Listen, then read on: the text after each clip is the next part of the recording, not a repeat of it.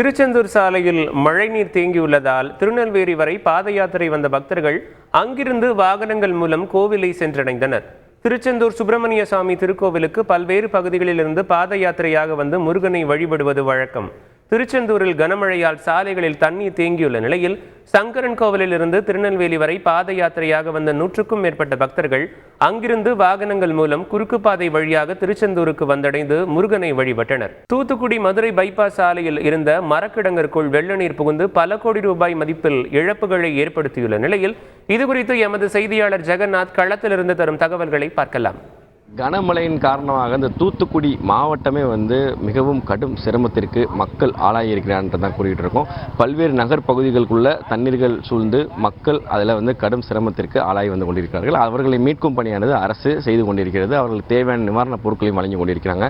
இந்த தூத்துக்குடி நகர் பொறுத்த வரைக்கும் பார்த்தீங்கன்னா இந்த ஹார்பர் பகுதி, பொதுவாகவே இந்த ஹார்பர் பகுதின்றப்போ இந்த ஏற்றுமதி இறக்குமதின்றது இங்கே வியாபாரம் நல்லாவே இருக்கும். நம்ம இப்போ இருக்கக்கூடியது ஒரு டிம்பர் யார்டு. இந்த டிம்பர் யார்டு அப்படின்றது இங்கே ஒரு தேக்கு மரமாக இருக்கட்டும் மற்றும் இந்த மரக்கட்டைகள் சம்பந்தமான ஒரு 500 கோடிக்கும் மேற்பட்ட சரக்குகள் இங்கே வீணாயிருக்கக்கூடிய காட்சி தான் இங்கே பார்த்துட்ருக்கீங்க.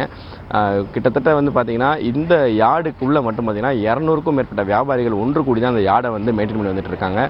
இன்றைக்கி அந்த நிலைமை பார்த்தீங்கன்னா மிகவும் மோசமான நிலைமையாக இருக்குது. பல கோடி ரூபாய்க்கான சரக்குகள் இங்கே வீணாகி போய் கொண்டிருக்கிற சூழ்நிலைகள் உருவாகி இருக்குது.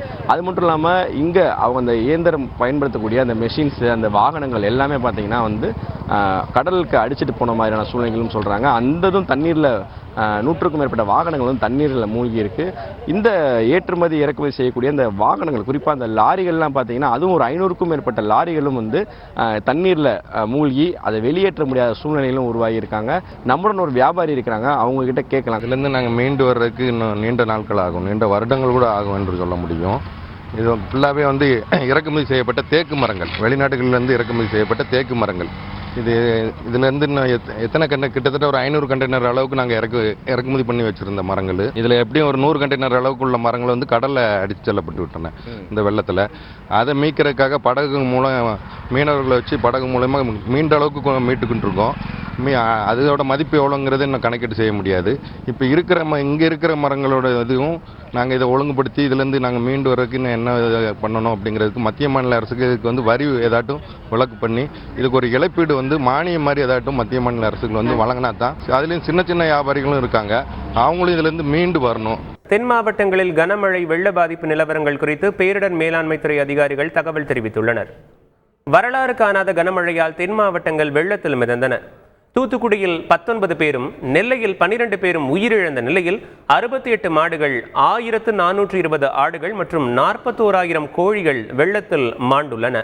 அதேபோல தூத்துக்குடி மற்றும் திருநெல்வேலியில் 1595 குடிசை வீடுகள் பாதிக்கப்பட்டுள்ளன. பாதிப்புகள் குறித்து கணக்கெடுக்கும் பணி நடைபெற்று வரும் நிலையில் முழுமையாக கணக்கெடுப்பு முடிந்த பிறகு உரிய நிவாரணத் தொகை வழங்கப்படும் என தகவல் தெரிவிக்கப்பட்டுள்ளது. செய்திகளை உடனுக்குடன் தெரிந்து கொள்ள உடனே சப்ஸ்கிரைப் பண்ணுங்க.